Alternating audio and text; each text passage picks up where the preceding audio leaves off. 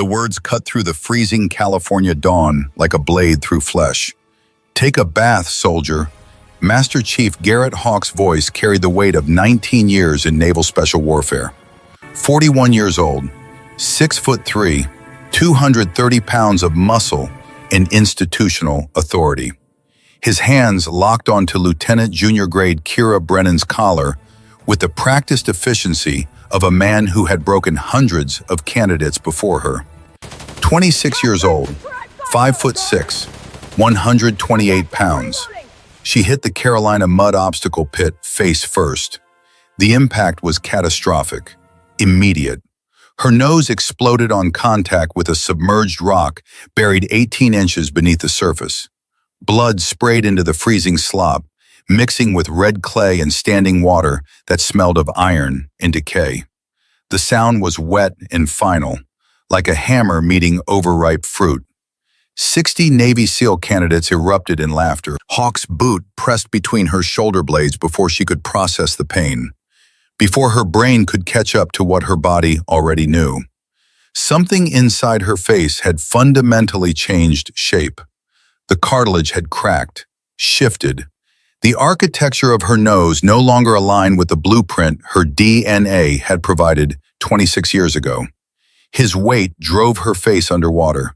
5 seconds felt like drowning, like every nightmare she'd ever had about suffocation compressed into a single, endless moment. The mud filled her nostrils, her mouth. The metallic tang of her own blood flooded across her tongue. Her lungs screamed for air that wouldn't come. Her body triggered every primal survival response evolution had installed in her nervous system. Get up, fight back, breathe, live. But she didn't move. She let him hold her there. Let him demonstrate whatever point he was trying to make to the 60 men watching this performance. Let him think he was winning. When he finally released her, his voice dripped contempt like poison from a blade. This is what happens when politicians pretend girls can be warriors. The words echoed across the obstacle course, across Coronado Naval Base, across every barrier Kira Brennan had broken in the past 4 years, across the unmarked grave in Arlington Cemetery where her mother had been buried 14 years ago with honors that never mentioned the country where she died. Hawk's speech wasn't for her, it was theater. A sermon delivered to true believers who already agreed with every word. He was preaching to the choir of 60 men who'd been running this obstacle course for 3 weeks. Men who had their own broken bones and bleeding wounds. Men who were deciding right now what kind of warrior she was. Most of them were laughing. Maybe the Navy should issue her a makeup kit, someone called from the formation. The laughter spread like infection, like fire through dry grass, like every cruel joke she'd ever heard about women in combat roles. I hear they're lowering standards for the next class. Soon they'll let in my grandmother. More laughter. Harder this time. Meaner. Kira pushed herself to her knees. Mud cascaded from her face, from her tactical uniform, from her hair that had torn loose from its regulation bun during the impact. Through the blood and clay coating her eyes, she could see 60 faces watching her, waiting to see what she would do, waiting for her to quit, waiting for her to cry, waiting for her to prove every assumption they'd made about women who tried to earn the trident. She stood. Her legs were shaking, the kind of trembling that comes from deep in the nervous system when the body realizes it's been damaged and wants to shut down. But she locked her knees, forced them still, made her muscles obey commands they didn't want to follow. Blood ran freely down her chin, dripping onto her chest, staining the tan fabric of her uniform, a deep, rusty brown that would never wash clean. Her nose throbbed with each heartbeat, a pulsing agony that was starting to override the shock, starting to break through the brief window where her brain hadn't quite caught up to what had just happened to her flesh. She did not wipe the blood away. She did not touch her face. She stood at attention, hands at her sides, eyes fixed on the horizon beyond Hawk's head. Exactly as she had been trained to do when the world was trying to break you, and you couldn't let it see. Hawk circled her slowly, a predator evaluating wounded prey. His boots crunched on gravel. His breath came out in visible clouds in the cold morning air. His eyes scanned her face with the clinical detachment of a man examining an insect under glass. "You see this, gentlemen?" His arms swept toward her like she was evidence in a trial, like she was a specimen, a cautionary tale, a warning about what happened when feelings overrode operational readiness. This is what happens when we let political correctness replace physical capability. This woman has no business wearing the trident. She has no business leading men into combat. And she sure as hell has no business standing on this obstacle course pretending she belongs here. Kira's jaw tightened by exactly 1 millimeter. That was all she allowed herself. 1 millimeter of reaction. One microscopic acknowledgement that his words had landed, that they had found their target, that somewhere beneath the blood and mud and training, there was still a human being who could be hurt by cruelty. A voice cut through the crowd. "Master Chief, is the demonstration complete?"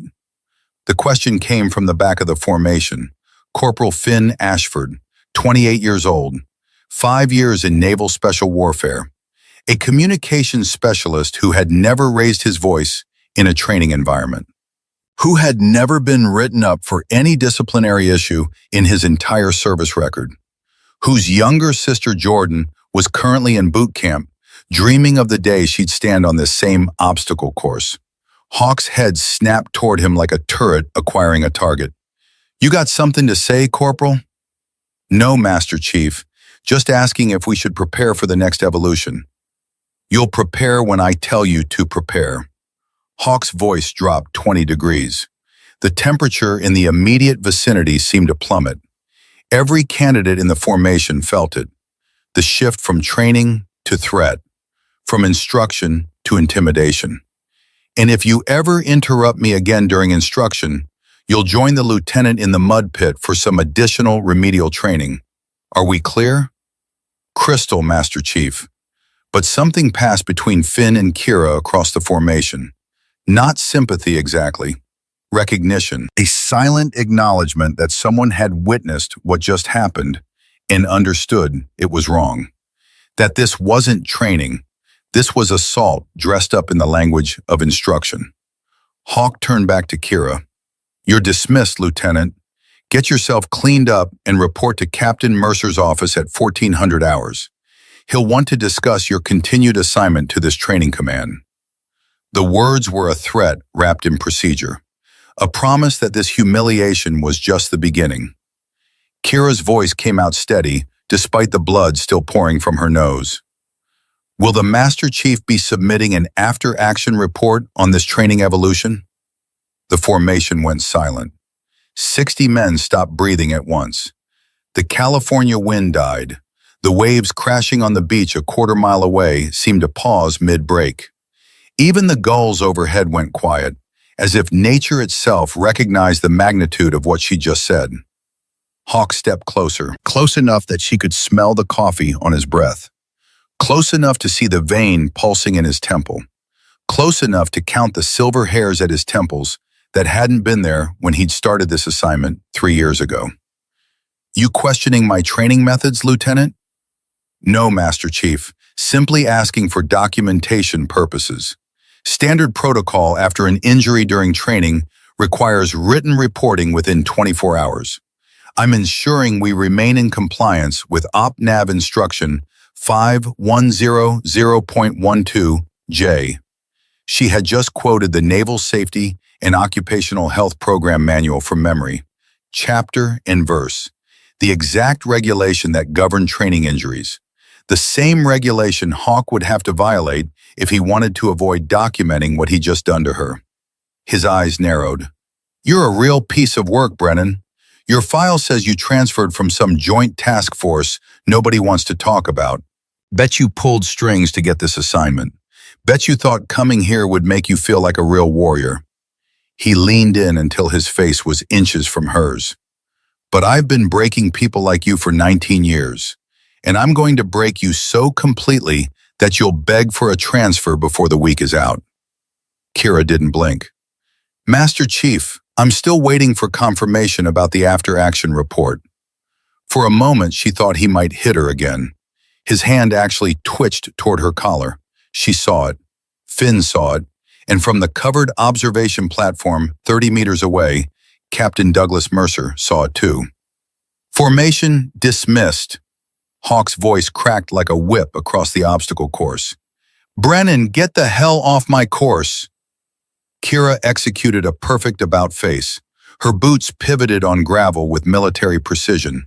Her posture remained erect despite the damage to her face, despite the blood running down her neck, despite the shame and rage burning in her chest like napalm.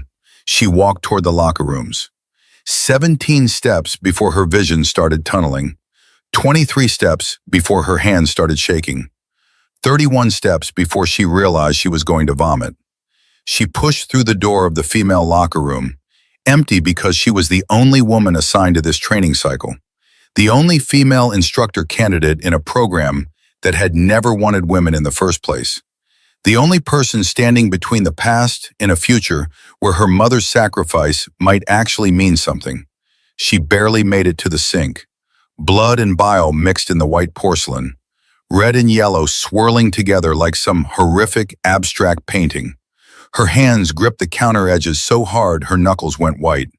So hard the tendons stood out like cables under her skin. So hard she thought the laminate might crack under the pressure. The shaking spread from her hands up her arms into her shoulders. Her breathing became ragged, uncontrolled, the kind of hyperventilation that happens when your nervous system finally accepts that you're not in immediate danger and decides to process all the trauma you've been suppressing for the past 10 minutes. The pain in her nose finally broke through the shock. It hit her like a freight train, like every migraine she'd ever had compressed into a single point of white-hot agony radiating from the center of her face. Fresh tears flooded her eyes, made the blood-smeared mirror in front of her blur into abstract shapes, made it impossible to see her own reflection, made it impossible to see what Garrett Hawk had done to her. She was losing control.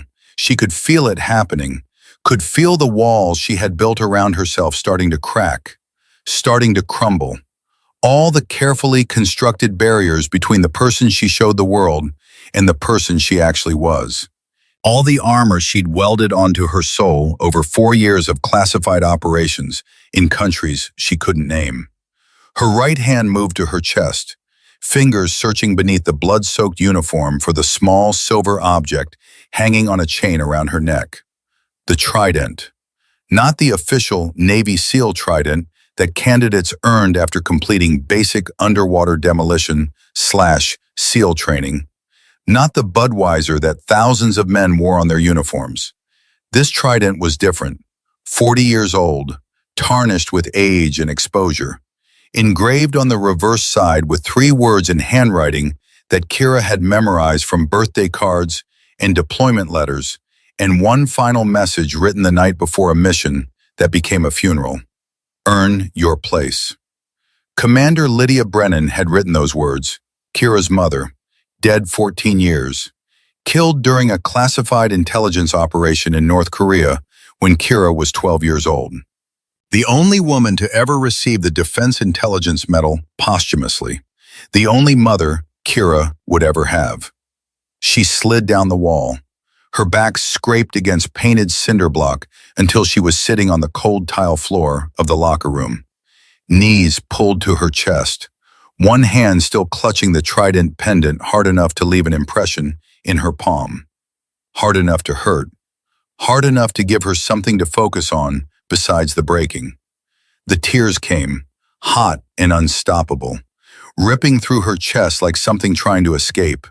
Like every emotion she'd suppressed for the past 4 years had been waiting for this moment, waiting for her defenses to finally crack, waiting for permission to flood out and drown her in grief she'd never properly processed. She had not cried in 4 years. 4 years of missions in countries whose names she couldn't speak. 4 years of killing people who would have killed Americans if given the chance. 4 years of watching teammates die and swallowing the grief because there was always another mission, always another target, always another reason to keep moving forward instead of stopping to feel what was breaking inside you. But here, in an empty locker room at 6:30 on a Tuesday morning, covered in mud and blood, Kira Brennan finally broke. The sobs tore through her chest like shrapnel. Her body shook so hard she thought she might actually shake apart, might disintegrate into component pieces that could never be reassembled into a functional human being. Every breath felt like drowning. Every heartbeat hurt. Every second stretched into an eternity of pain that had nowhere to go except out. She cried for the humiliation she had just endured. She cried for every mission that had cost her pieces of herself she would never get back. For the targets she'd eliminated who had families waiting for them to come home. For the intelligence she'd extracted from sources who trusted her before she betrayed them. For the lies she'd told and the people she'd pretended to be, and the woman she used to be before the Navy taught her how to end lives with clinical precision. She cried for her mother, Commander Lydia Brennan, who had died protecting intelligence that saved thousands of lives, whose name would never appear in any history book, whose sacrifice would never be acknowledged by the government she'd served, who had raised a daughter alone while deploying to war zones that didn't officially exist, who had taught Kira that service meant something more than survival. She cried for the girl she used to be, before basic underwater demolition/SEAL training, before the joint task force that didn't appear on any organizational chart, before she'd infiltrated North Korea without authorization to retrieve her mother's body from a military installation that officially didn't hold any American remains. She cried until there was nothing left inside her except emptiness and the dull throb of her broken nose. Then she heard the voice, not a real voice, a memory, her mother's voice from 14 years ago, the last conversation they'd had before Commander Lydia Brennan deployed to North Korea and never came home. Kira, baby, listen to me. The words were so clear she could almost see her mother standing in front of her, tall, strong, wearing her service dress blues with the medals she'd earned in places she could never talk about, with the eyes that held secrets Kira would spend the rest of her life trying to understand. The world is going to try to convince you that you don't belong in places where women aren't supposed to go. They're going to tell you that you're too small, too weak, too female. They're going to humiliate you and mock you and do everything they can to make you quit. Her mother had known, had predicted this moment with eerie accuracy, had prepared her daughter for a fight that wouldn't end with a single battle. But I need you to remember something. Your strength isn't measured by whether they accept you. It's measured by whether you accept yourself. Kira's hands stopped shaking. Earn your place, not for them, for you. She opened her eyes. The locker room was still empty. She was still covered in blood and mud. Her nose still throbbed with every heartbeat. But something had changed. Something fundamental had shifted inside her chest. Some gear had caught. Some mechanism had engaged. She pushed herself to her feet. Her legs were steady now. The trembling had stopped. The tears had dried on her cheeks, leaving tracks in the mud and blood that coated her face. She walked to the mirror and looked at what Garrett Hawk had done to her. Her nose was visibly crooked, shifted several millimeters to the left where the cartilage had cracked on impact with the submerged rock. Blood had dried in dark crusts across her upper lip and chin. Mud was caked in her hair, in her ears, in the corners of her eyes. She looked like someone who had been beaten, someone who had lost. But when she looked into her own eyes, past the blood and mud and tears, she saw something that Garrett Hawk had missed. She saw her mother's daughter. She saw a woman who had spent 4 years with SEAL Team 6, the most elite counterterrorism unit in the United States military, the unit that didn't officially exist, the unit that handled the missions too sensitive for anyone else. She saw someone who had killed 31 enemy combatants across 23 classified missions. She saw someone who had earned the Navy Cross for actions in Syria that would remain classified until long after she was dead. She saw someone who had recovered her own mother's body from a North Korean military installation during a mission so secret that only 7 people in the entire Department of Defense knew it had happened. Garrett Hawk had thrown her in the mud because he was afraid. He was afraid of what it would mean if she succeeded, afraid of what it would say about everything he believed, afraid that a 26-year-old woman might be a better warrior than he had ever been, afraid that his daughter's death had been his fault and not the fault of the women who dared to try what she couldn't. Fear makes people cruel. Kira reached up and carefully straightened her nose. The pain was excruciating. White-hot agony that made her vision blur and her stomach clench, and every nerve ending in her face scream in protest. But she set the broken cartilage as best she could, aligned it by feel and memory of what her face used to look like. Then she packed her nostrils with tissue to stop the bleeding that had finally started to slow. She stripped off her mud-soaked uniform. The fabric peeled away from her skin like a second layer being shed, like a cocoon being discarded. She stepped into the shower and turned the water as hot as she could stand. It ran red for a full minute before it finally started running clear. She washed the mud from her hair, the blood from her face, the shame from her skin. When she stepped out of the shower, she was no longer the woman who had been thrown into the mud pit. She was something else, something Garrett Hawk was going to regret creating. Captain Douglas Mercer sat in his office reviewing a personnel file that should not have existed. Lieutenant Junior Grade Kira Brennan's service record was one of the strangest documents he had encountered in 22 years of naval service. Whole sections were redacted. Entire years were classified at levels above his security clearance. References to units that didn't appear on any organizational chart he could access. Joint Special Operations Command had stonewalled him when he tried to get details. Naval Special Warfare Command had told him the information was compartmented and he didn't have need to know. The Defense Intelligence Agency had actually laughed at him when he requested clarification on her mother's service record. All he knew for certain was this: Kira Brennan had enlisted at 19, 1 week after her mother's death. She had completed basic underwater demolition/SEAL training with scores that put her in the top 10th percentile. She had served with some kind of joint task force for 4 years, and then she had requested transfer to the instructor training program at Coronado. The request itself was unusual. People didn't leave developmental group assignments unless something had gone very wrong or very right.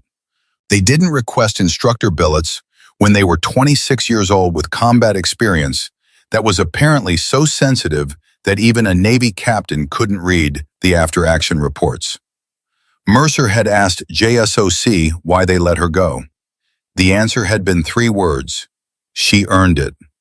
Now she was assigned to his training command, and Garrett Hawk had just broken her nose during what he called a routine combatives demonstration. There was a knock on his door. "Enter." Corporal Finn Ashford stepped inside and came to attention. "Captain, requesting permission to submit a witness statement regarding this morning's training evolution." Mercer gestured to the chair across from his desk. "Sit down, Corporal. Tell me what you saw." Finn sat. His jaw was tight, his hands clenched on his knees, the posture of a man preparing to end his own career for the sake of doing what was right. "Sir, Master Chief Hawk deliberately assaulted Lieutenant Brennan during the combatives demonstration. He applied a hip throw with excessive force, drove her face first into the mud pit, held her head underwater for approximately 5 seconds while announcing to the formation that women don't belong in special warfare. He then instructed her to report to your office, implying that her assignment to this command would be terminated." Mercer leaned back in his chair. "That's a serious accusation, Corporal." "Yes, sir, which is why I recorded the entire incident on my phone." The room went very quiet. Finn reached into his pocket and placed his smartphone on the desk. The screen was cracked, the case was worn, but the camera lens was clear. "Sir, I've been documenting Master Chief Hawk's behavior toward Lieutenant Brennan since she arrived 3 weeks ago. This is the sixth incident I've captured. The previous five involved verbal harassment, unauthorized additional physical training, and deliberate exclusion from instruction that the rest of the formation received. Mercer picked up the phone. "Why are you bringing this to me now?" "Because this morning he crossed a line, sir. What he did wasn't training, it was assault.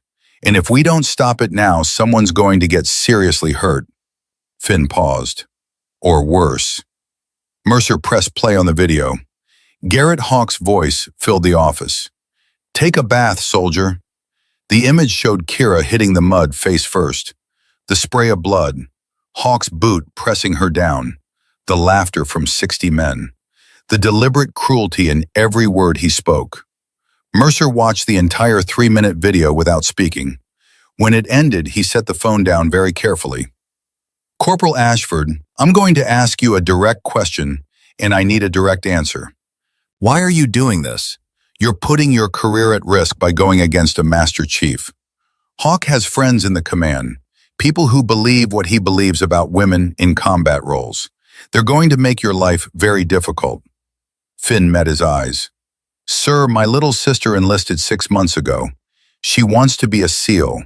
She wants to do what I do. And until 3 weeks ago, I was terrified about what she was going to face."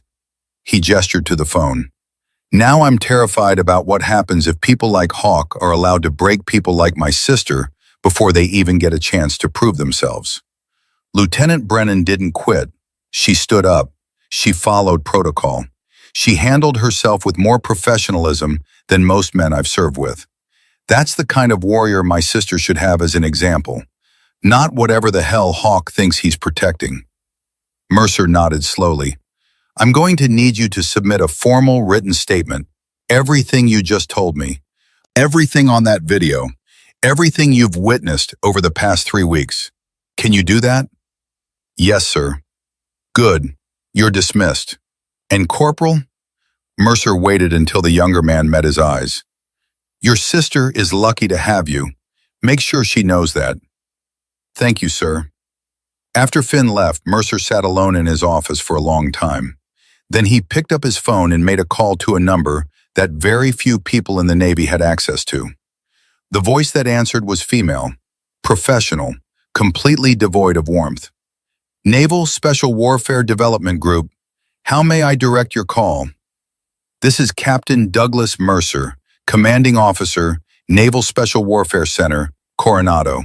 I need to speak with someone about a former development group operator who's currently assigned to my command." "Name of the operator?" "Brennan, Lieutenant Junior Grade Kira Brennan." There was a pause, a long pause. Then the voice came back and the warmth was gone, replaced by something that sounded almost like warning. "Captain Mercer, please hold. You're being transferred." The hold music lasted exactly 9 seconds. The voice that came on the line next was female, older, and carried the kind of authority that made Mercer sit up straighter despite being alone in his office. "Captain Mercer, this is Rear Admiral Catherine Vance, Commander, Naval Special Warfare Command. I understand you're calling about Lieutenant Brennan." Mercer had not expected a 2-star admiral to personally take his call. "Yes, ma'am. I have some questions about her service record. And before you ask those questions, Captain, I'm going to tell you 3 things." Admiral Vance's voice had the quality of someone who had spent years making decisions that saved lives and ended them. "First, Lieutenant Brennan's previous assignment is classified at a level that you do not have access to and will never have access to. Second, she requested transfer to your command against the advice of multiple senior officers who wanted her to remain in her previous billet. Third, if anything happens to that young woman that shouldn't happen, I will personally ensure that everyone involved faces consequences they cannot imagine. Am I being clear?" Mercer felt ice forming in his stomach. "Crystal clear, ma'am." "Good. Now why are you calling?" Mercer explained what had happened that morning. The mud pit, the broken nose, the video Finn had recorded. By the time he finished, the silence on the other end of the line was absolute. When Admiral Vance finally spoke, her voice was very quiet and very dangerous. Captain Mercer, I'm going to send you a file. It will arrive on your SIPR terminal in approximately 10 minutes. You are authorized to read it. You are not authorized to copy it. And you are absolutely not authorized to discuss its contents with anyone except Lieutenant Brennan and myself. After you read that file, you're going to make some decisions about how to handle Master Chief Hawk. I trust those decisions will be appropriate. Do you understand? Yes, ma'am. One more thing, Captain. Admiral Vance paused. Kira Brennan is the most decorated operator I've ever had the privilege of serving alongside. She's earned more respect in 4 years than most people earn in 20. And if your Master Chief has a problem with her, it's because he's afraid of what she represents. Don't let his fear destroy something the Navy needs. The line went dead. Mercer stared at his phone for a full minute. Then he walked to his SIPR computer and waited. 9 minutes later, a file appeared. The classification marking made his blood run cold. Top secret /SI/TK/NOFORN.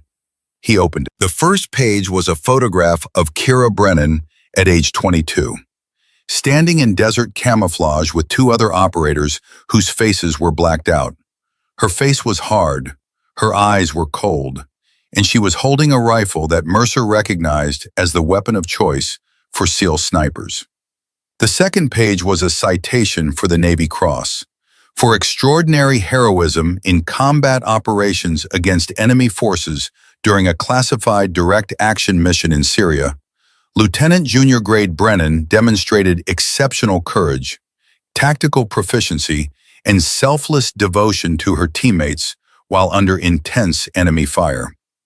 Her actions directly resulted in the elimination of a high-value target and the successful extraction of wounded personnel. Her courage under fire and dedication to mission accomplishment reflect great credit upon herself and are in keeping with the highest traditions of the United States Naval Service. The citation was dated 2 years ago. Kira Brennan had been 24 years old. Mercer kept reading. Mission summaries from Yemen, Somalia, Syria, one location that was redacted so heavily he couldn't even identify the country. 31 confirmed kills, 4 Bronze Stars, 2 Purple Hearts, a letter of commendation from the director of the Central Intelligence Agency. And at the very bottom of the file, a single paragraph that made everything click into place. Lieutenant Junior Grade Brennan personally led the recovery operation that retrieved the remains of Commander Lydia Brennan from a North Korean military installation in March 2021. The operation was conducted without official authorization and is not acknowledged by any government entity. Lieutenant Junior Grade Brennan is the only operator to successfully infiltrate and exfiltrate North Korean territory without detection in the past 15 years. Kira Brennan had rescued her own mother's body. She had gone into North Korea alone and brought her mother home. Mercer closed the file. He sat in his office and stared at the wall for a long time, processing, calculating, understanding exactly what kind of warrior Garrett Hawk had just assaulted in front of 60 witnesses. Then he picked up his desk phone and called his assistant. "Get me Master Chief Hawk, now." At 1400 hours, Kira Brennan reported to Captain Mercer's office. Her nose was taped, her face was bruised, her uniform was clean and pressed. Her expression revealed absolutely nothing. She stood at attention in front of his desk and waited. Mercer looked at her for a long moment. "Lieutenant, I've reviewed the incident from this morning. I've also reviewed your service record. The parts I'm cleared to see, anyway." Kira didn't respond. "Master Chief Hawk has submitted a formal recommendation for your removal from this training program. He cites failure to demonstrate required physical standards and inability to maintain composure under training stress." Kira's jaw tightened by exactly 1 millimeter. Mercer continued, "I've also received a witness statement and video evidence suggesting that this morning's incident was not a training evolution, but a deliberate assault." He paused. "I'm going to give you a choice, Lieutenant. You can accept Master Chief Hawk's recommendation and transfer to another command.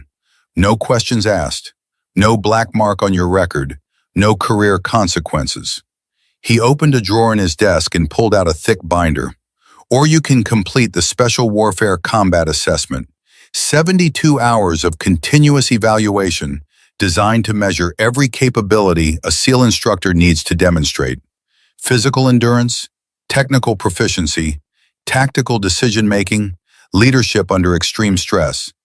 It's the hardest evaluation in naval special warfare. No one has ever completed it on their first attempt without at least 6 months of dedicated preparation.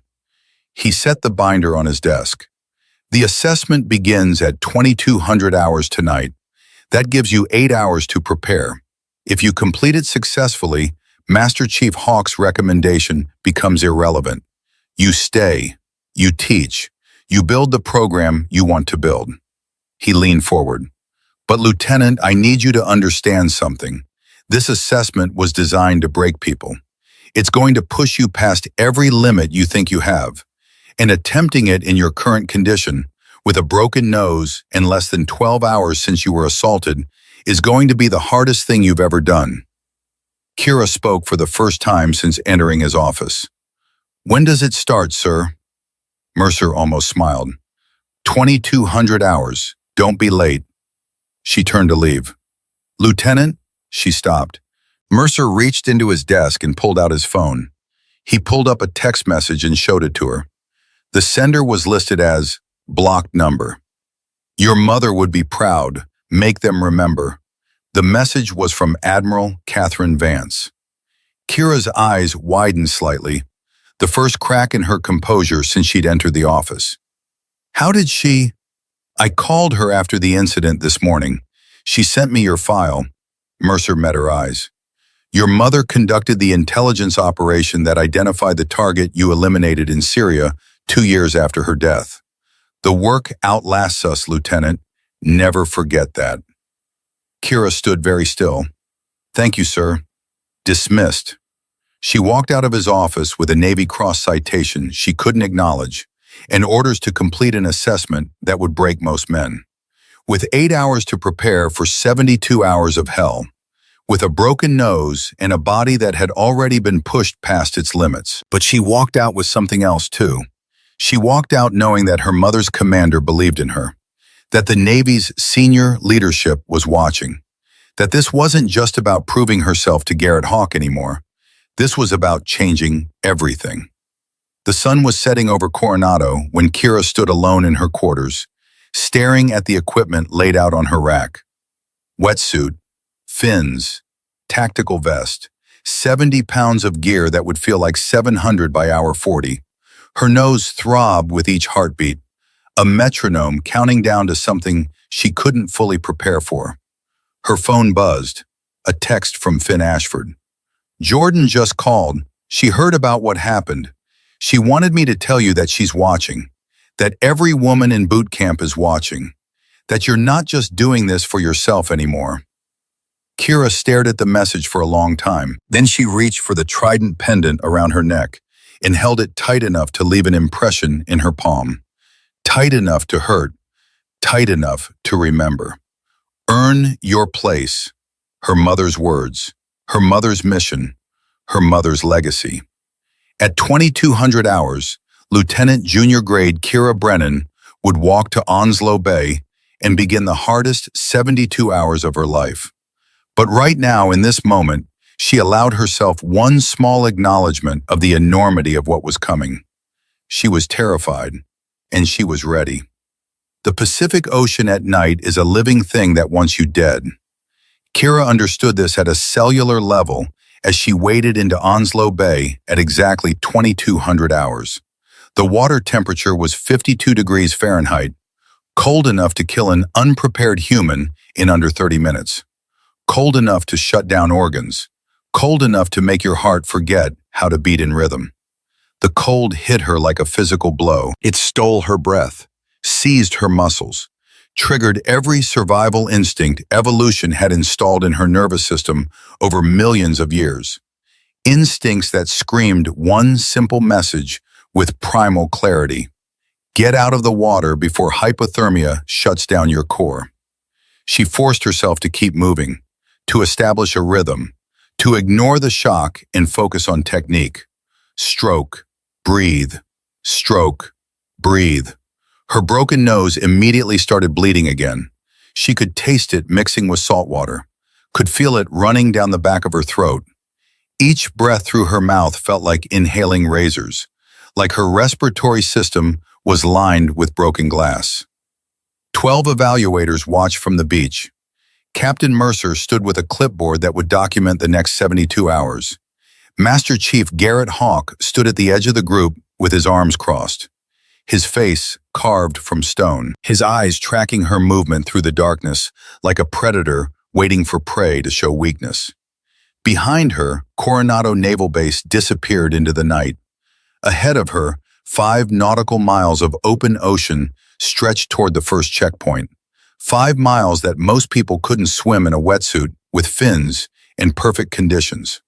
5 miles that she had to complete with a broken nose and a body that was already running on reserves it didn't have. The assessment had begun. By the time she reached the first checkpoint at 42 minutes, her body temperature had dropped 2 degrees. Her hands were clumsy on the chemical light marker. Her navigation was drifting right because the current was stronger than she'd calculated. The Pacific was pushing her off course, testing whether she had the technical proficiency to correct or the stupidity to keep swimming in the wrong direction until she missed the checkpoint entirely. She corrected course and kept swimming. A safety boat paced her 20 meters away. 2 corpsmen on board with thermal blankets and hot liquids and the authority to pull her out if her core temperature dropped below 93 degrees. All she had to do was raise her hand, signal distress, acknowledge that her body had limits and this water had found them. She didn't raise her hand. The second checkpoint came at 78 minutes. She was hypothermic now, shivering so hard her teeth were chattering, her core temperature dancing with the edge of dangerous. 94.2 degrees and dropping. Her body was burning calories trying to generate heat, burning through energy reserves that she would need for the next 70 hours, making a choice between staying warm now and having fuel later.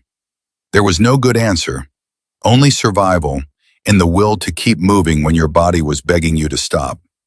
At the third checkpoint, she found a waterproof bag attached to the marker buoy. Inside was a single instruction sheet and a dive slate. 2 friendly personnel in hostile hands.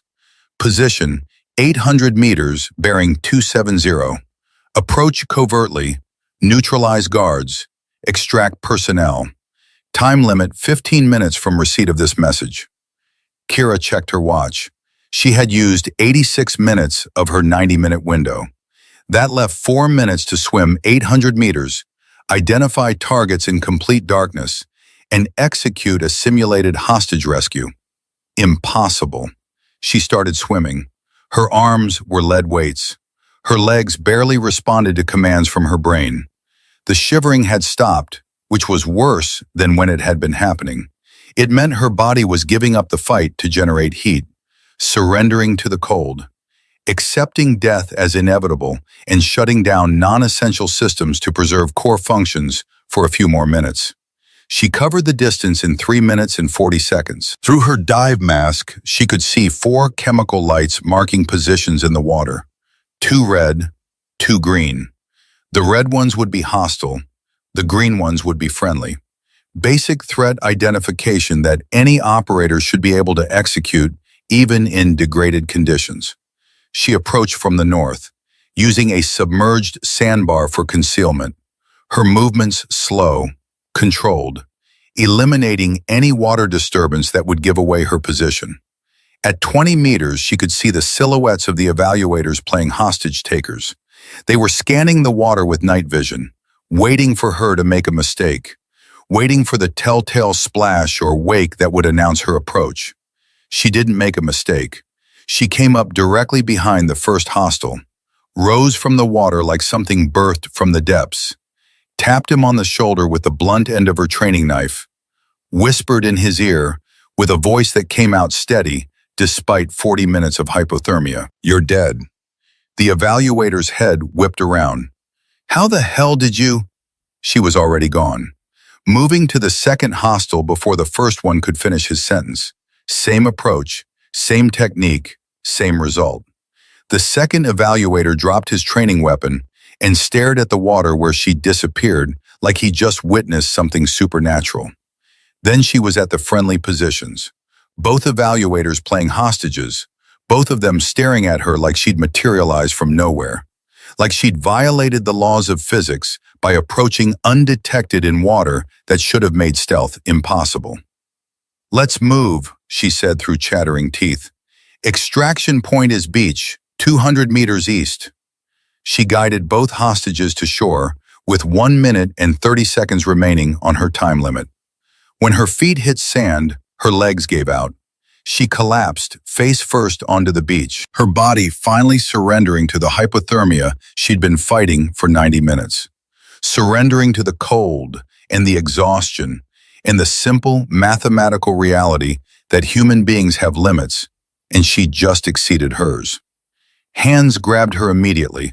Someone was wrapping her in thermal blankets. Someone else was checking her core temperature with an infrared thermometer pointed at her forehead. 94.2, a voice said. She's hypothermic. We need to abort. No, Kira forced the word through frozen lips, through a mouth that barely remembered how to form consonants, through a throat that felt like it had been packed with ice. No abort. Next phase. Master Chief Hawk's voice cut through the chaos. Lieutenant, you're done. You can't even stand. Kira pushed herself to her hands and knees, then to her feet. She swayed, steadied herself, locked her knees, and made her legs obey commands they didn't want to follow. Looked directly at Hawk with eyes that still held focus, despite the hypothermia trying to shut down her higher brain functions. I said no abort, Master Chief. What's the next evolution? Captain Mercer stepped forward. His face was illuminated by the red lens flashlights the evaluators were using. He looked like a man watching someone commit suicide in slow motion, watching someone choose suffering over safety and knowing he couldn't stop them because the rules said candidates had the right to destroy themselves if they wanted. 15-mile run with 80-pound pack, full combat load, time limit is 2 hours, 30 minutes. Kira's legs were still shaking from hypothermia. Her core temperature was 9 degrees below normal. Her broken nose was bleeding again from the exertion of the swim. Her body was running on fumes and adrenaline and the stubborn refusal to acknowledge that it should have quit an hour ago. When does it start, sir? Now. They handed her the pack, 80 pounds of sand and equipment and weight that would break her spine by mile 10. She shouldered it with movements that were mechanical, automatic, divorced from any conscious thought about whether her body could actually do this. The pack settled onto her shoulders like someone had chained an anvil to her skeleton. The run began on beach sand that sucked at her boots with every step. Her hypothermic muscles screamed in protest. Her breathing was ragged, uncontrolled, the kind of respiratory distress that happens when your diaphragm is shivering and your intercostal muscles are cramping and your body is trying to warm itself through movement while simultaneously trying to shut down from exhaustion. At mile 3, her vision started tunneling, the edges of her perception going dark, her brain restricting blood flow to non-essential systems, prioritizing survival over awareness, making executive decisions about which parts of her consciousness were necessary and which parts could be sacrificed. At mile 6, she vomited. Everything in her stomach came up, blood and bile and the energy gel she'd eaten 3 hours ago. It hit the sand in a wet splash that she didn't stop to look at, didn't stop to process. She just kept running because stopping meant thinking, and thinking meant acknowledging how much pain she was in. At mile 9, she saw her mother.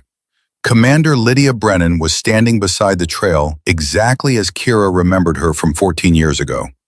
Tall, strong, wearing her service dress blues with the medals she'd earned in places she could never talk about.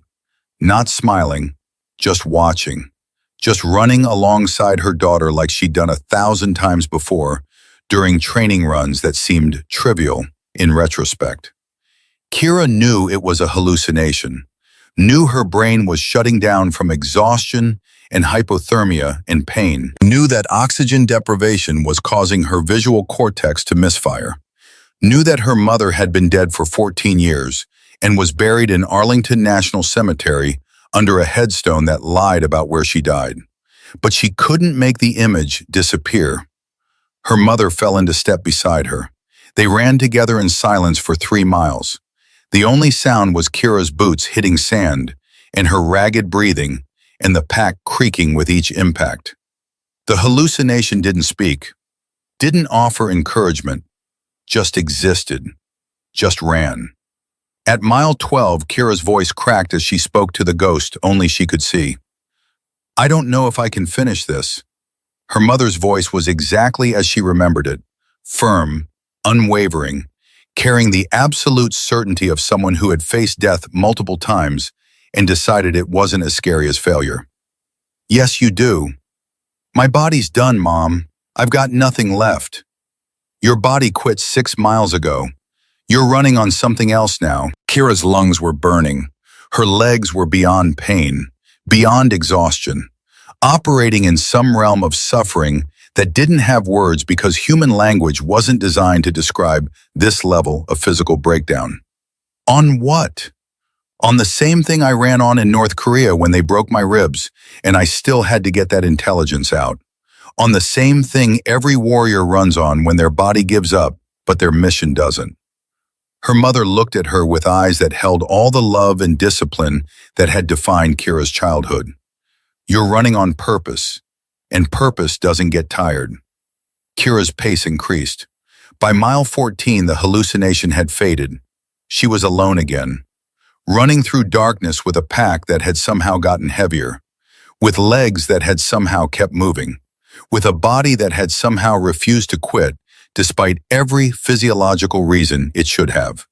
She crossed the finish line with 47 seconds remaining. An evaluator she didn't recognize caught her before she collapsed. His face showed something between awe and horror, the expression of a man watching something he didn't think was possible.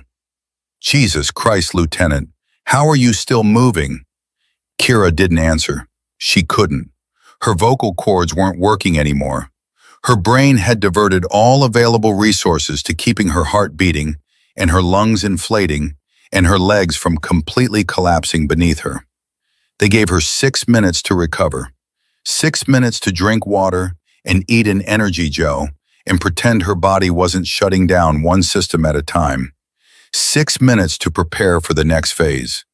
6 minutes that felt like 6 seconds. Then Master Chief Hawk's voice cut through the darkness. Phase 2, night land navigation. 11 kilometers through terrain you've never seen. 5 mandatory checkpoints. 4-hour time limit. No GPS. No artificial light. No help.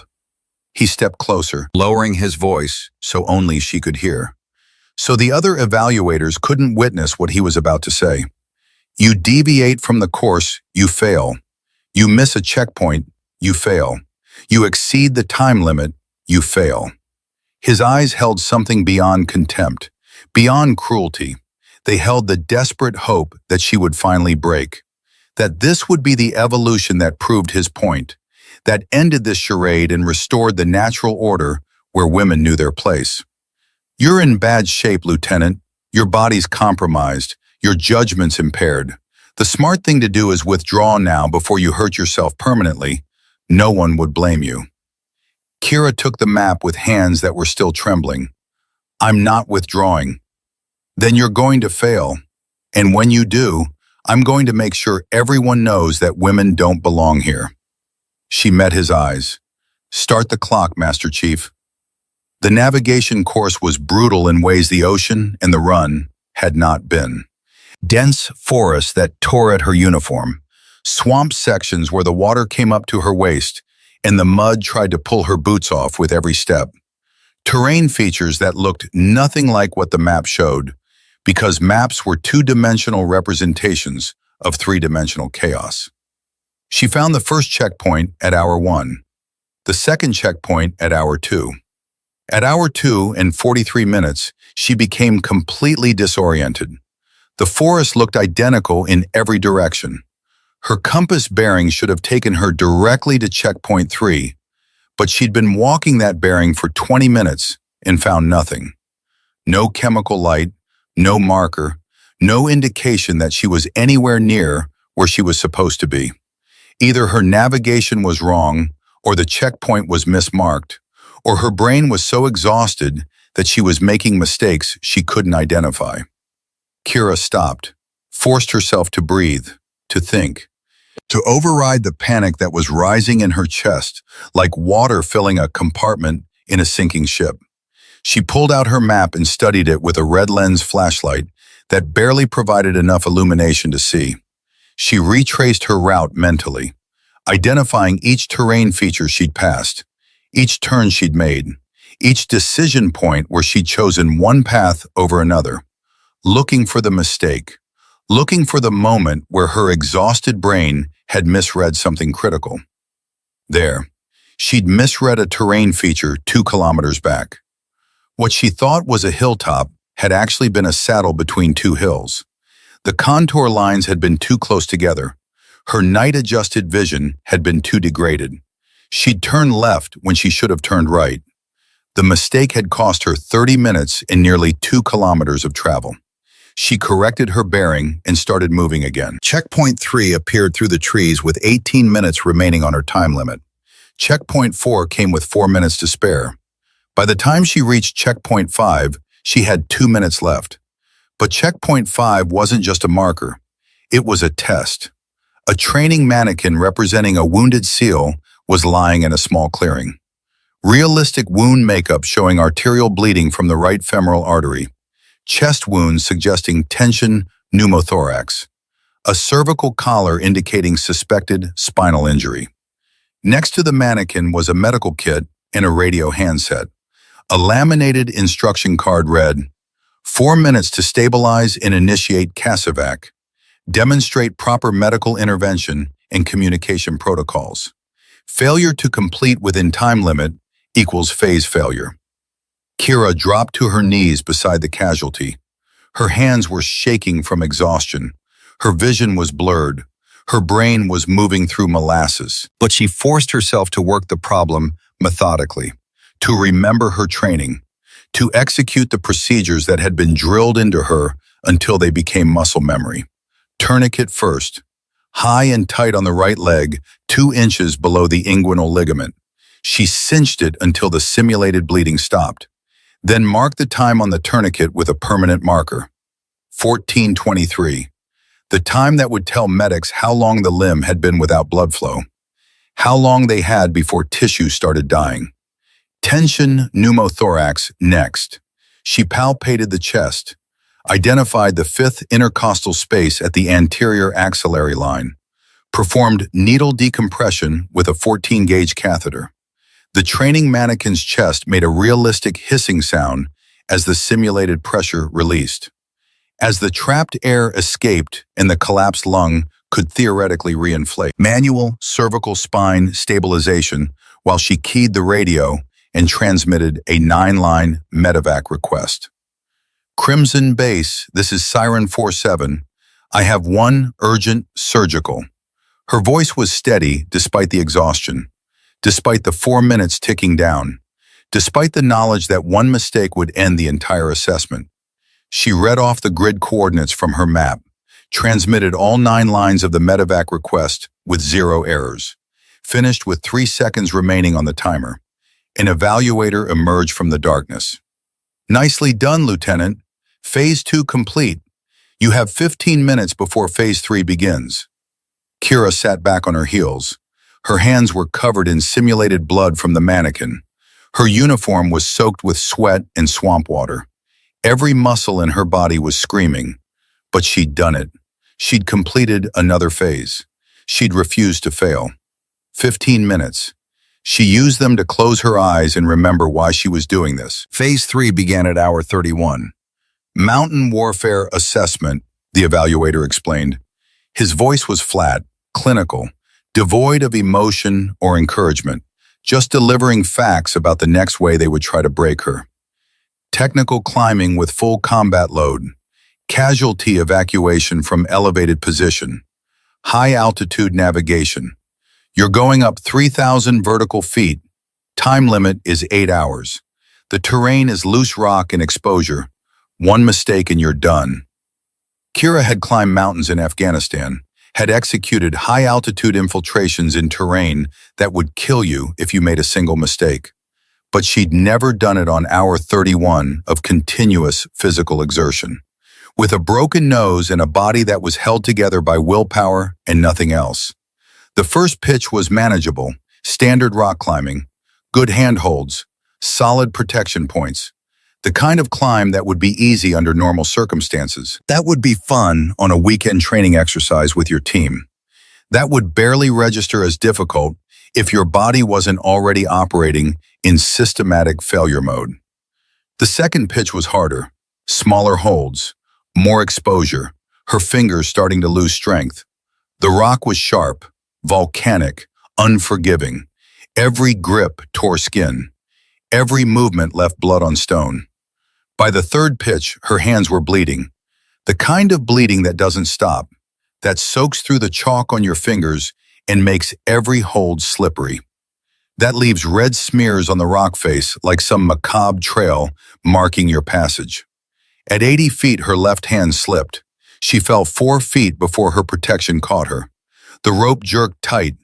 Her body slammed into the rock face hard enough to knock the wind from her lungs, hard enough to make her ribs scream where they'd impacted stone, hard enough to make her brain white out for 3 seconds while her nervous system tried to process what had just happened. She hung there for a moment, gasping, her ears ringing, her hearing cutting out completely for 3 seconds before returning with a high-pitched whine that suggested possible concussion. Below her, an evaluator's voice carried up through the darkness. "You want to come down, Lieutenant?" Kira found her next handhold. No. She climbed for 6 more hours. At the summit, they had another casualty waiting. This time it was a live human being, another SEAL playing wounded. Dead weight that she had to package in a litter and lower down a cliff face using rope systems while he screamed realistic agony with every movement. Her hands were so torn up she could barely grip the rope.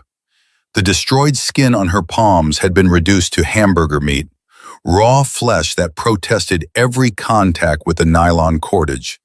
That left blood on the ropes. That made every belay painful beyond description.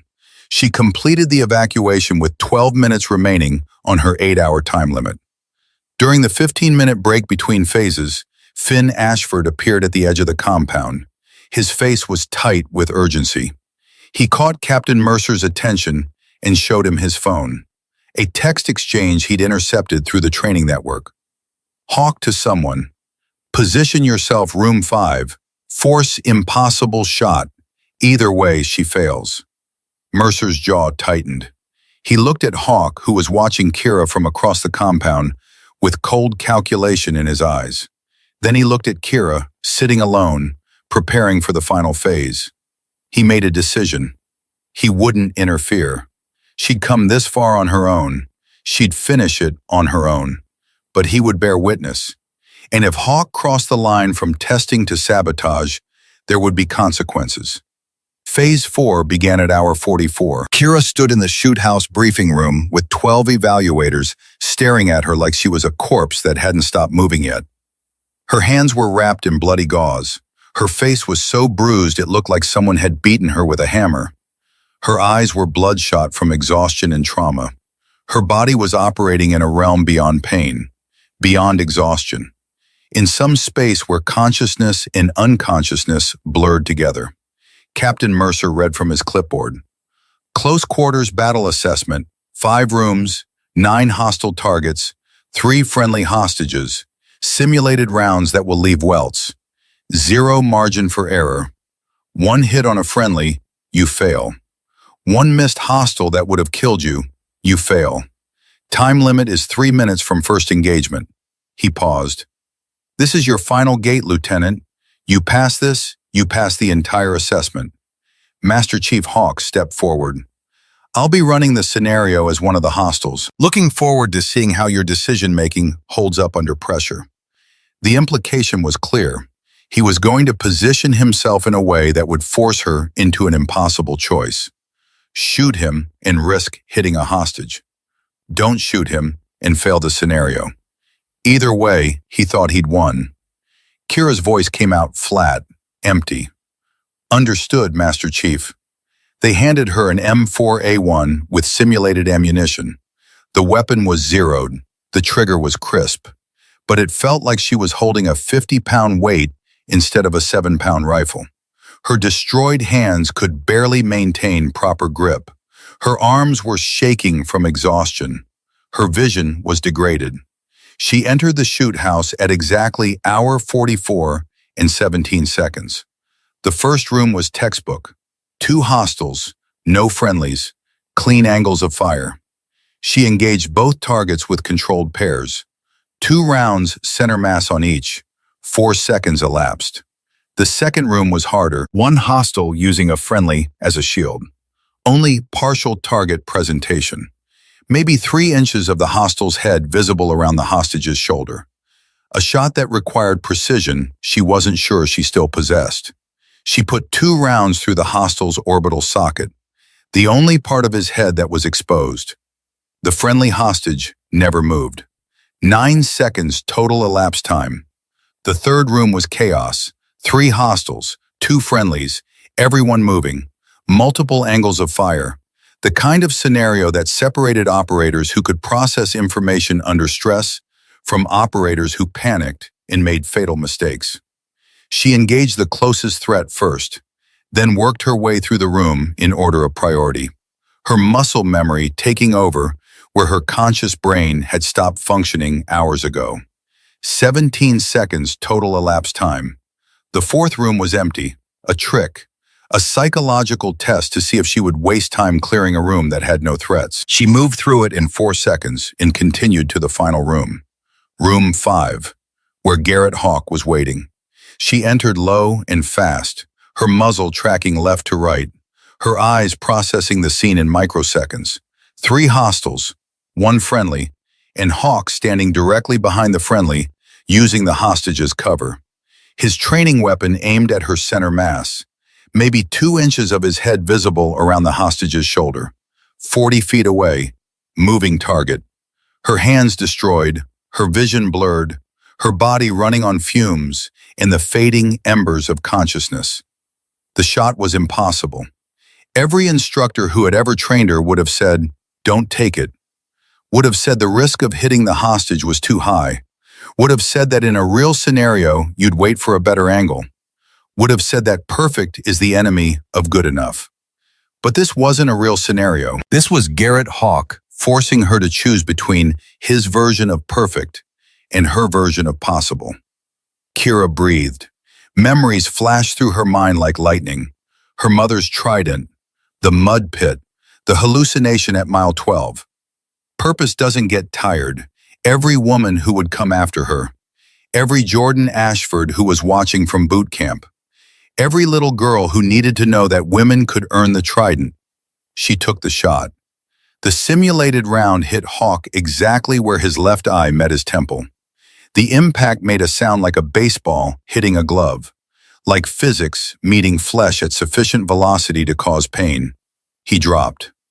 The massive welt that would form on his face already beginning to swell. She engaged the other 2 hostiles in the next second and a half. Total elapsed time, 83 seconds. Kira emerged from the shoot house into gray morning light. She had been awake for 72 hours. She had been evaluated continuously for 44 hours.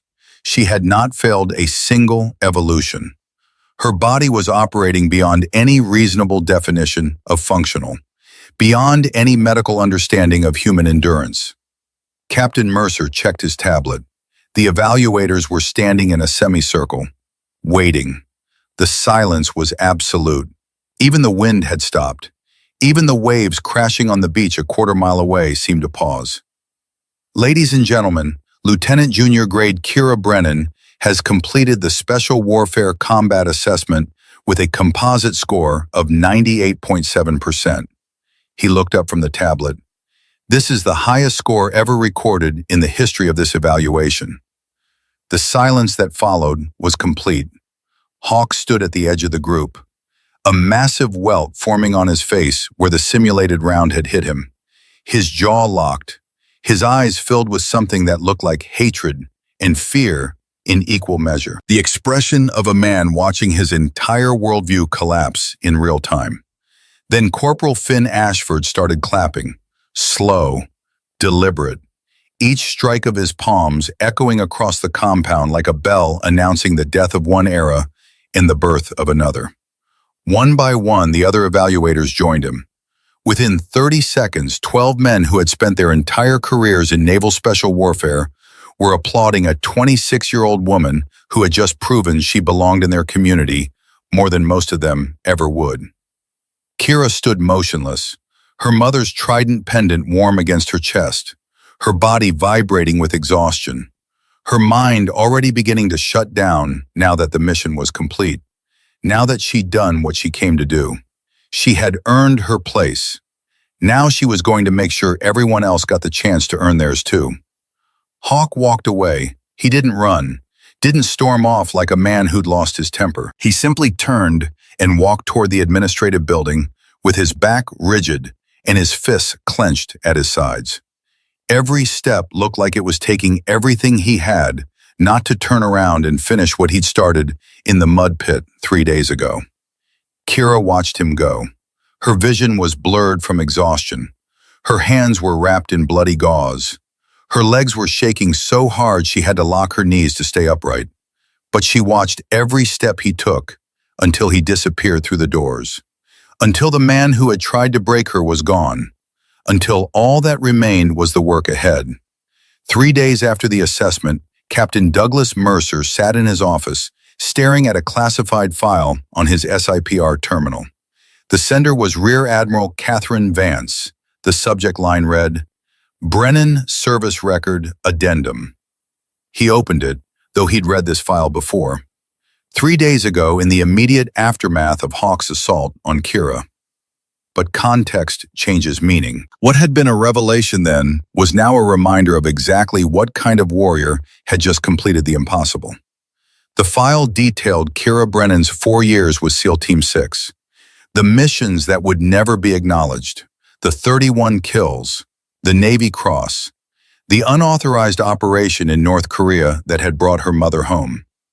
He closed the file and sat alone for a long time. Kira Brennan had gone into North Korea alone, had recovered her own mother's body from a military installation that officially didn't exist, had succeeded where trained teams with official authorization had failed for 15 years. And then she'd requested transfer to an instructor billet at Coronado, had walked away from operational assignments that most SEALs would kill for, had chosen teaching over trigger time. There was a knock on his door. Enter. Master Chief Garrett Hawk stepped inside. His face was still swollen from the simulated round that had hit him during the shoot house assessment. The bruise had spread, purple and yellow, a visual reminder of how badly he'd miscalculated. Captain, I'm here to submit my formal recommendation. Mercer gestured to the chair across from his desk. Sit down, Master Chief. Hawk sat. His posture was rigid, his jaw tight, the bearing of a man who knew he was about to lose, but refused to acknowledge it. Sir, after reviewing Lieutenant Brennan's performance during the assessment, I'm maintaining my recommendation for her removal from this training program. While her technical scores were adequate, I have serious concerns about her judgment under pressure and her ability to lead male candidates who may not respect her authority. Mercer leaned back in his chair. Adequate? She scored 98.7%, the highest score in the history of the assessment. Numbers don't tell the whole story, sir. I've been training SEALs for 19 years. I know what it takes. And I'm telling you that putting a woman in front of male candidates sends the wrong message about standards and expectations. What message does it send, Master Chief?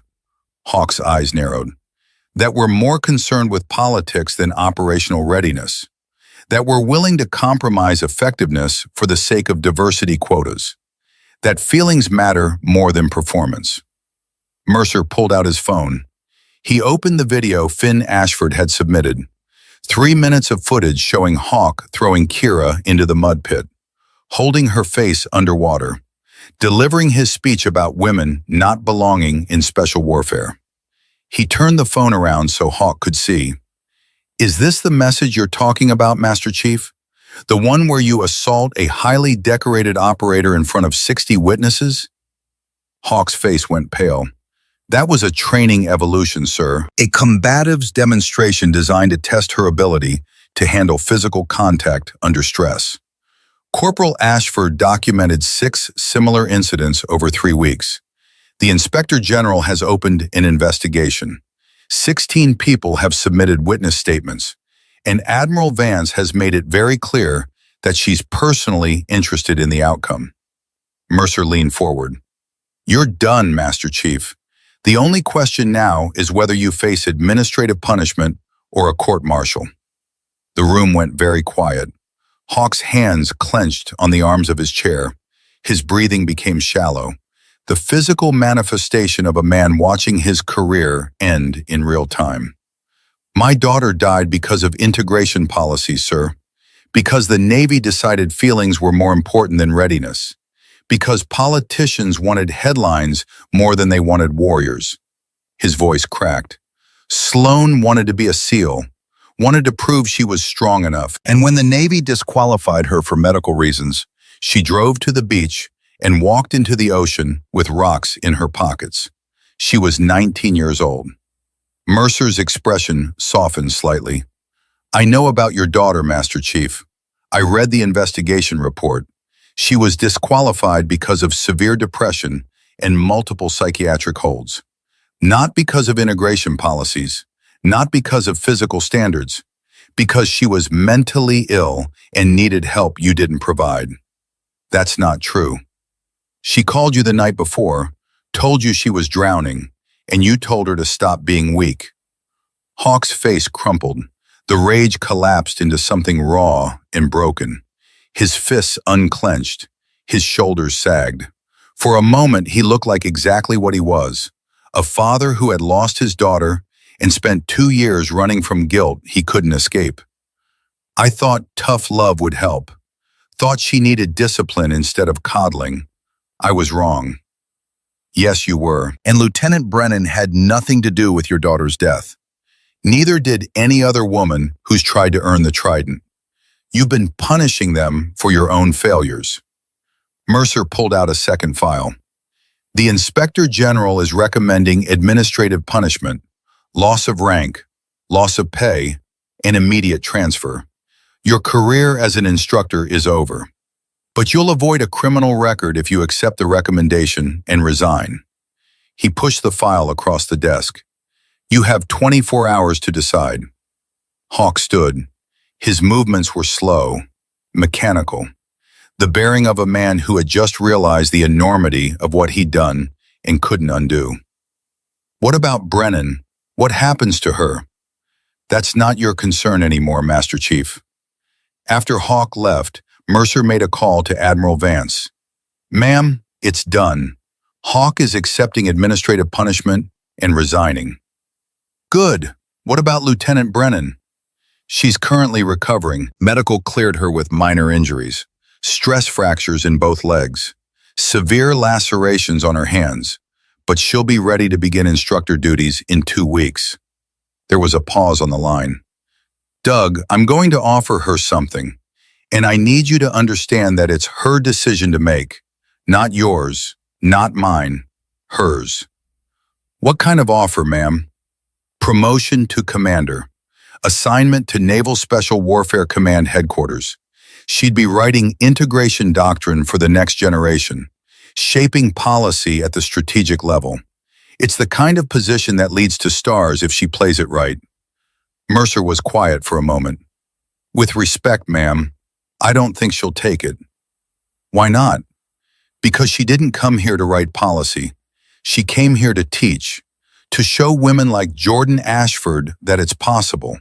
You pull her away from that, You take away the only person standing between the next generation and another Garrett Hawk. Admiral Vance laughed. It was a sound of genuine respect.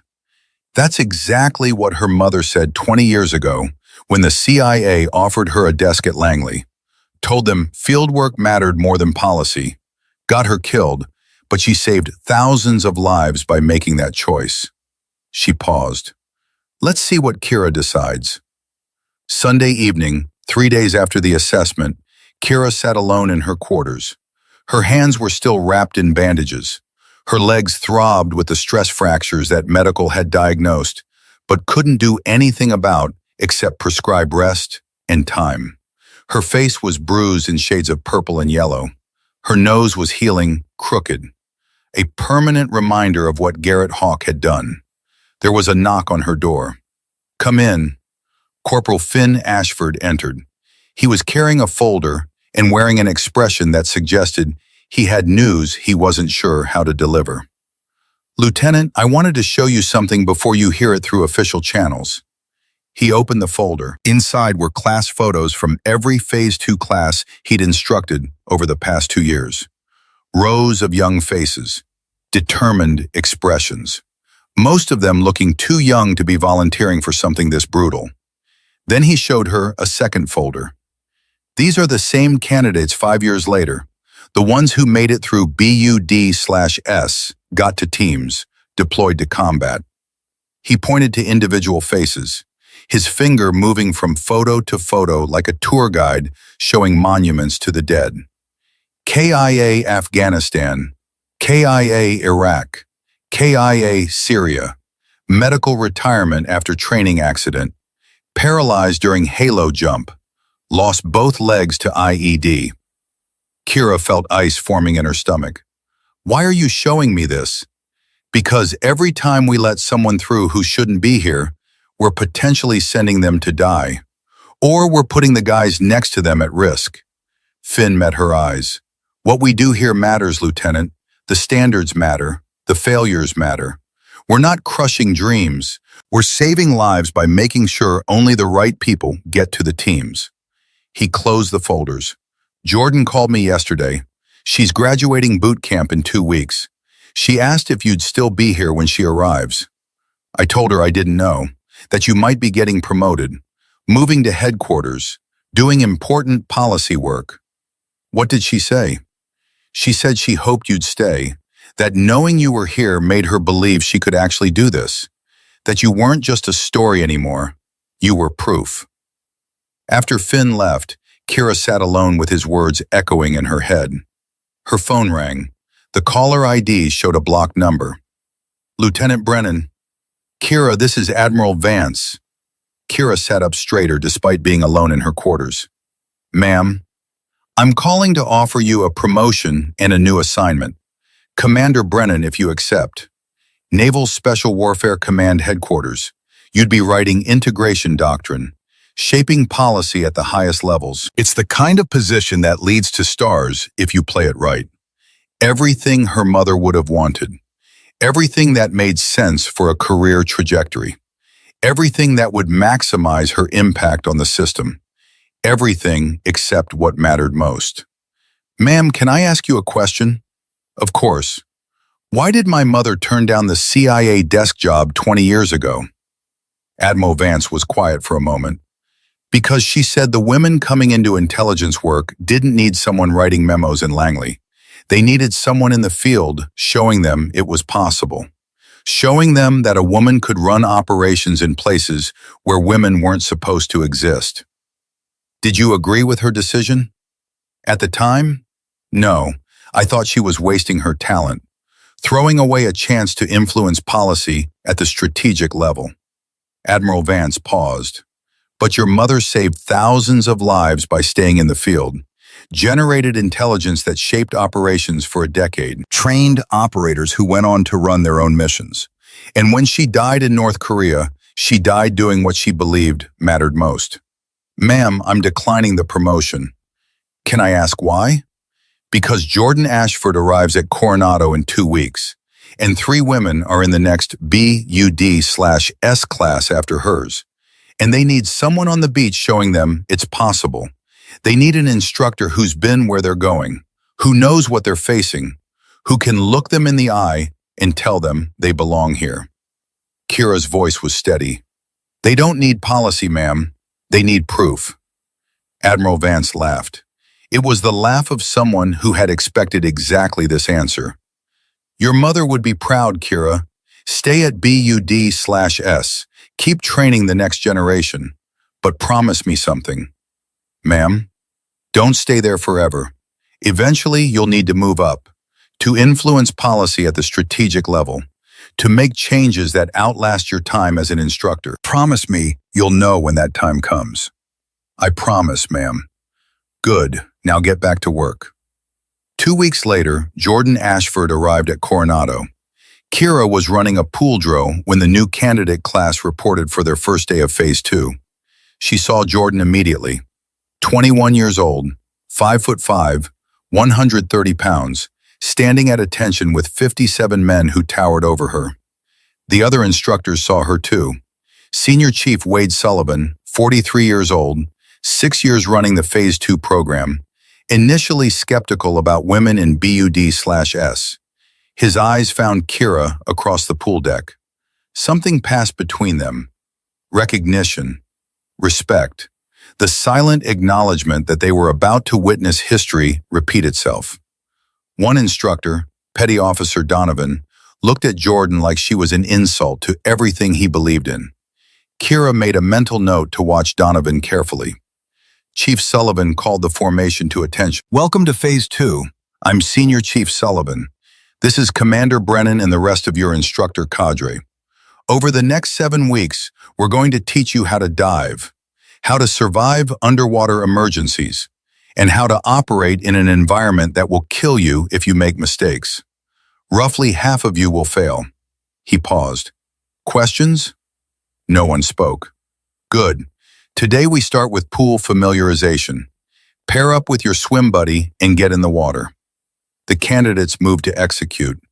Kira watched Jordan pair up with a candidate named Ethan Lockwood, a stocky kid from Montana who looked like he could bench press a small car. He didn't seem bothered by having a female swim buddy, didn't make a show of it, just nodded and headed toward the pool like it was the most natural thing in the world. The first week went smoothly. Jordan kept up with the physical demands, executed the dive drills competently, didn't complain or ask for special treatment. The other candidates seemed to accept her presence. Some were supportive, some were neutral. A few were hostile in ways that stayed just on the acceptable side of regulations. But in week 2, Donovan made his move. Kira was reviewing training schedules when Chief Sullivan found her. We've got a problem. Donovan just assigned Jordan to pool comp with himself as the safety instructor. Kira felt ice in her veins. That's not random rotation. No, it's deliberate, and I can't reassign her without making it look like we're giving her special treatment. So we let it happen and watch him like a hawk. Sullivan nodded grimly. I'll be in the water with him. He tries anything dirty, I'll shut it down. Pool comp started at 1400 hours.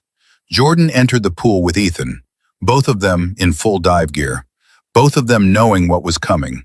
The instructors would attempt to make them panic underwater, ripping off masks, turning off air supplies, tying hoses in knots, anything to trigger the primal fear of drowning. For the first 5 minutes, Donovan followed standard procedure. He pulled Jordan's mask off. She cleared it and replaced it calmly. He shut off her air. She switched to Ethan's octopus regulator without hesitation. He tied her hoses together. She untied them methodically. Then he escalated. He ripped both her mask and her regulator off simultaneously, shut off Ethan's air so he couldn't provide backup, and wrapped his arms around Jordan's torso, pinning her arms and preventing her from reaching her emergency regulator. Kira saw it from the pool deck and dove in immediately. She covered the distance in 4 seconds. Her hand locked on Donovan's arm like a vice. She made direct eye contact with him underwater, shook her head once. The message was clear. Release her now or face consequences you cannot imagine. Donovan released Jordan and surfaced. Kira surfaced next to him, fury in her eyes. What the hell was that? Stress test, ma'am. Seeing if she can handle. That was assault, Donovan. You pinned her arms, shut off her buddy's air, created a situation where she couldn't access any backup. That's not testing. That's trying to make her fail. Chief Sullivan was there now, his voice cold. Donovan, get out of the pool. Report to Captain Mercer's office immediately. Donovan's face went red. Senior Chief, I was just... That's an order, petty officer. Move. Donovan hauled himself out of the pool and walked toward the administrative building. Dripping water, his career potentially over. His face showing the mixture of rage and fear that comes when a man realizes he's made a mistake he can't take back. Kira turned to Jordan, who was treading water with her mask back in place. Her breathing controlled despite what had just happened. You okay, Ashford? Yes, ma'am. That was not standard pool comp procedure.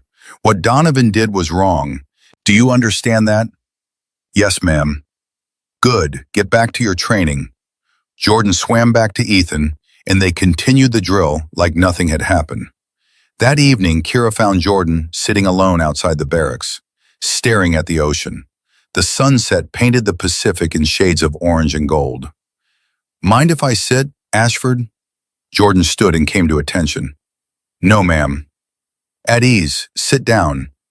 Kira settled onto the bench beside her. You handled yourself well today. Thank you, ma'am. Your brother told me you wanted to be a SEAL since you were 10 years old. That true? Yes, ma'am. I watched Finn go through BUD/S, and I knew that's what I wanted to do.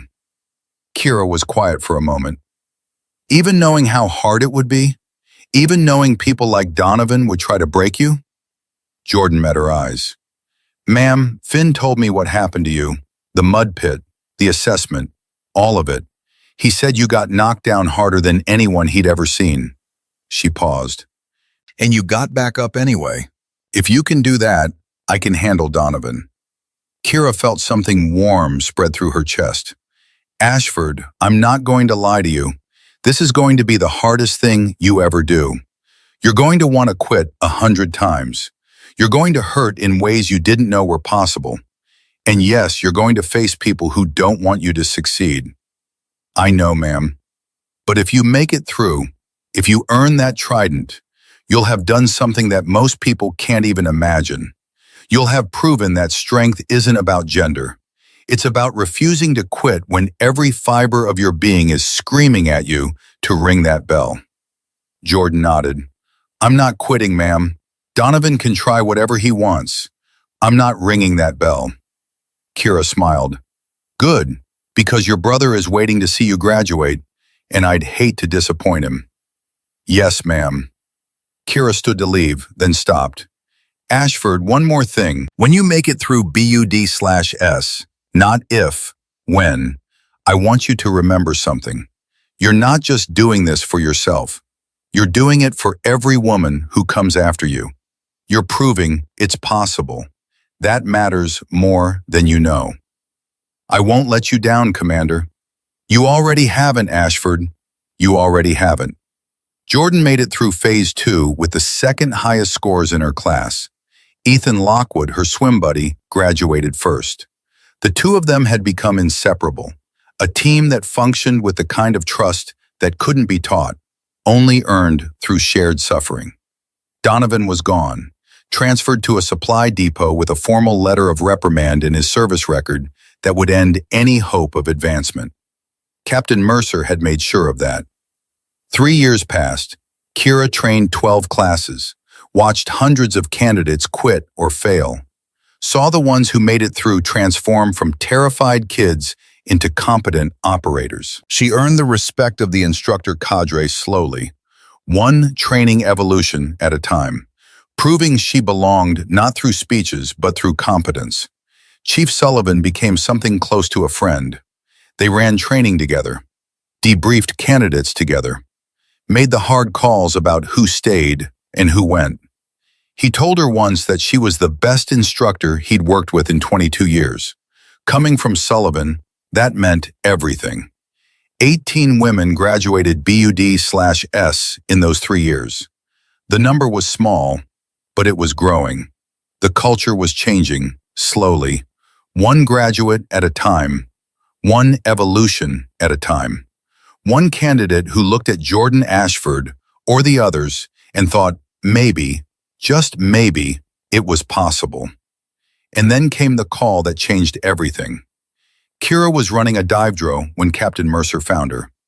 "Commander, you need to come with me, now." His tone made her stomach drop. In his office, Admiral Vance was on the screen. Her face was grave. "Kira, there's been an incident. SEAL Team 3 deployed to Syria. 4 casualties. One of them was Jordan Ashford." Kira's world stopped.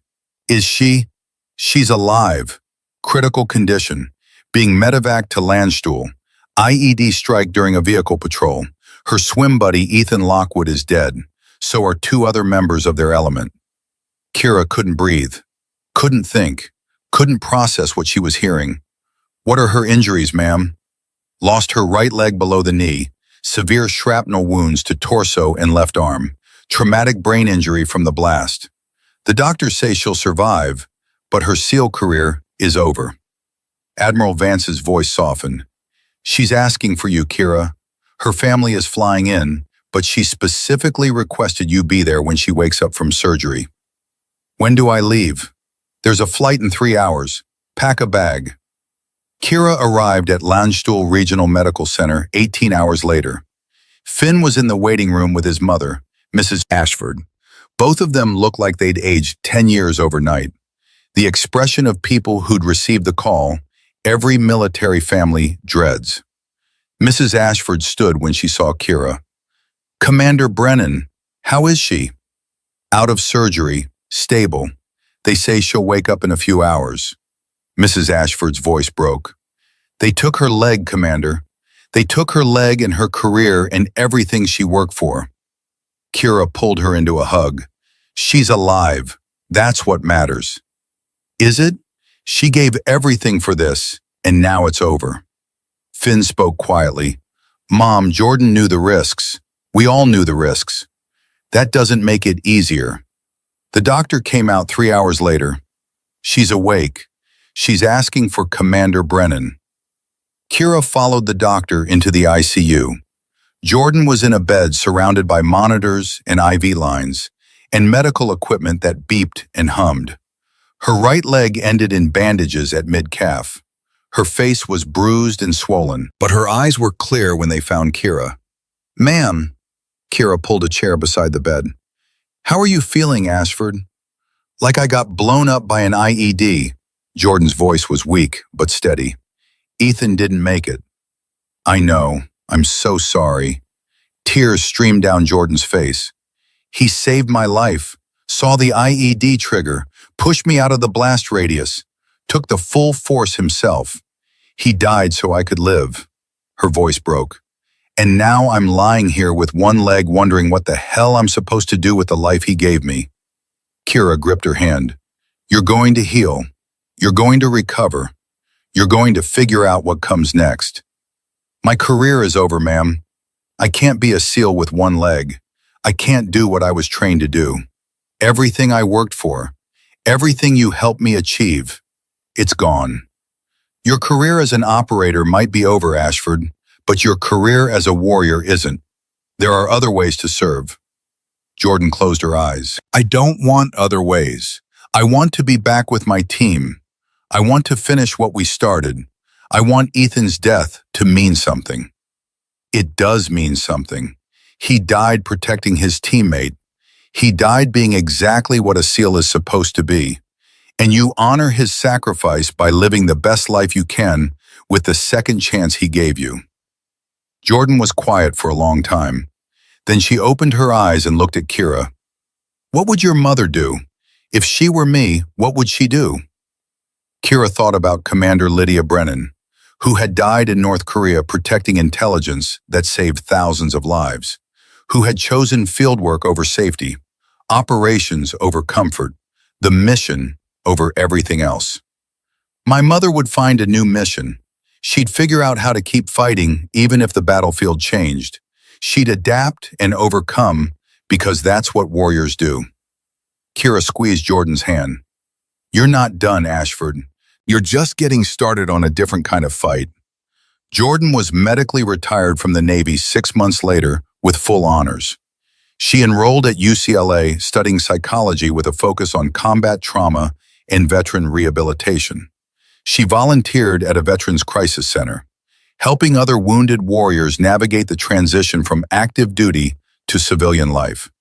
And she started speaking at military bases, at veterans organizations, at high schools and colleges across the country, telling her story, telling Ethan's story, showing women and men alike that service meant more than wearing a uniform, that sacrifice came in many forms, that being a warrior was about mindset, not physical capability.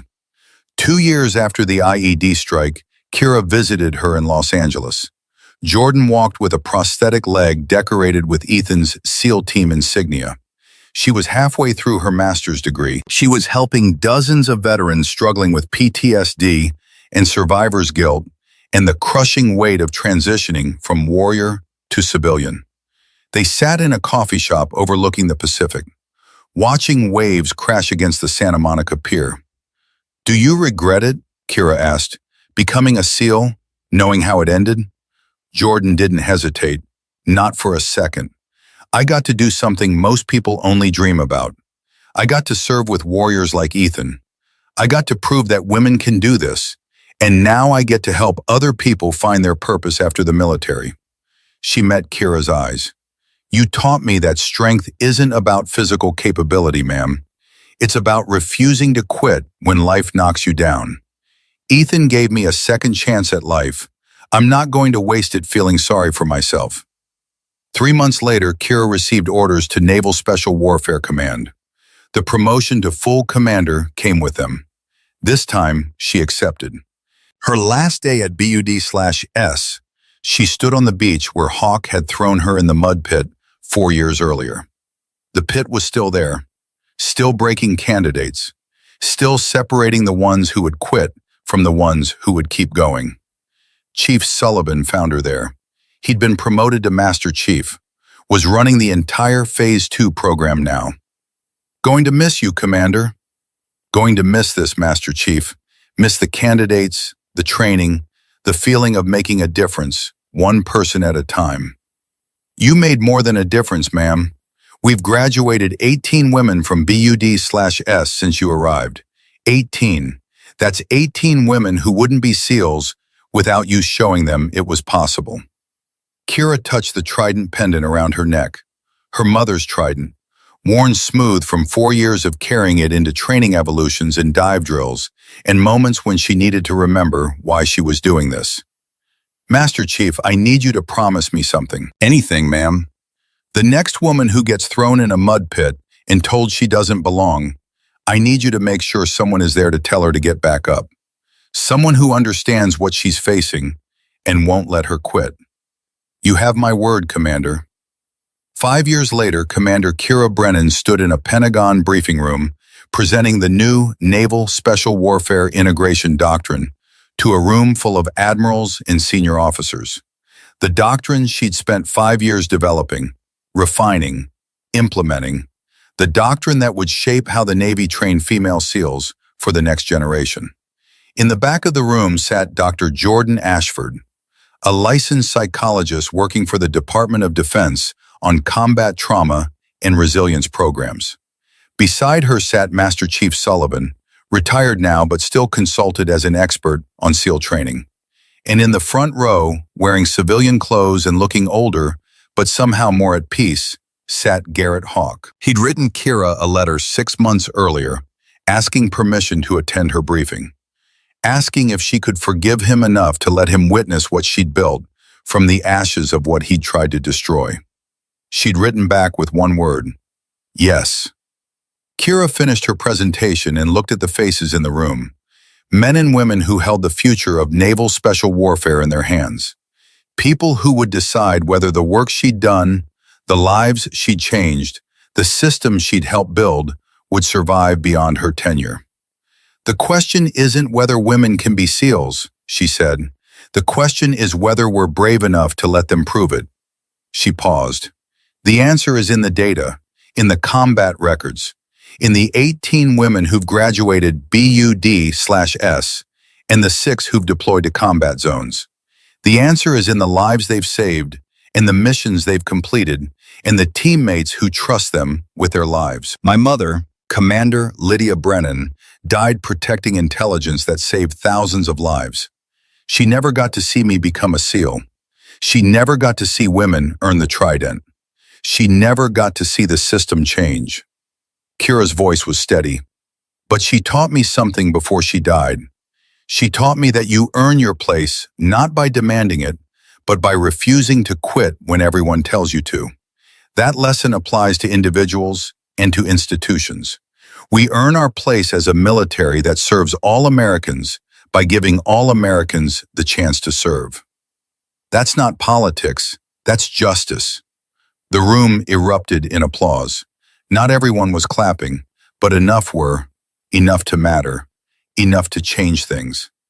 After the briefing, Hawk approached her carefully. "Commander Brennan, thank you for letting me be here." "Thank you for coming, Hawk. I wanted you to know something. My younger daughter, Sloane's sister, she's 19 now. She enlisted in the Marines last month." His voice was thick with emotion. "She asked me if I thought she could do it, and I told her she could be anything she wanted if she was willing to work for it. Told her about you, about Jordan, about what real strength looks like." "What did she say?" "She said she wants to serve. Not because of Sloane, not because of me, because she wants to prove something to herself." He met Kira's eyes. "I failed Sloane, but maybe if my youngest daughter succeeds, some part of Sloane's story gets a better ending. Maybe the pain means something." "It already means something, Hawk. You made it mean something by changing." That evening, Kira stood at Arlington National Cemetery in front of her mother's grave. Commander Lydia Brennan died in service to her country, awarded the Defense Intelligence Medal posthumously, beloved mother and warrior. Kira knelt and placed her Navy Cross on the headstone beside her mother's medals. "I did it, Mom. Changed the system, made them remember, earned my place, and made sure everyone else could earn theirs too." Her voice broke. "Ethan died protecting Jordan. Jordan is changing lives now. Hawk's daughter might become a Marine because she saw what women can do. It's spreading, Mom. The change you died for is spreading." She touched the Trident pendant one last time, then removed it from around her neck and placed it on the grave. "You gave this to me to remember who I was. I'm leaving it here to remember who you were. The warrior who started this. The mother who taught me that quitting was never an option. The woman who proved that service means more than survival." Kira stood, saluted her mother's grave, and walked away. Behind her, the Trident pendant caught the last rays of sunlight. Two symbols intertwined, one for the mother who died protecting others, one for the daughter who lived protecting the right of others to serve. The work wasn't finished. It would never be finished. But it was started, and it was spreading, and it would outlast everyone who'd fought for it. Because warriors didn't measure success by whether they finished the fight. They measured it by whether they trained the next generation to keep fighting after they were gone. Kira Brennan had done exactly that, and somewhere in boot camp, another young woman was looking at the recruiting poster, reading the stories, learning about the women who'd earned the Trident, making the decision that would define the rest of her life. The legacy continued, the fight went on, and the warriors who came before would never be forgotten.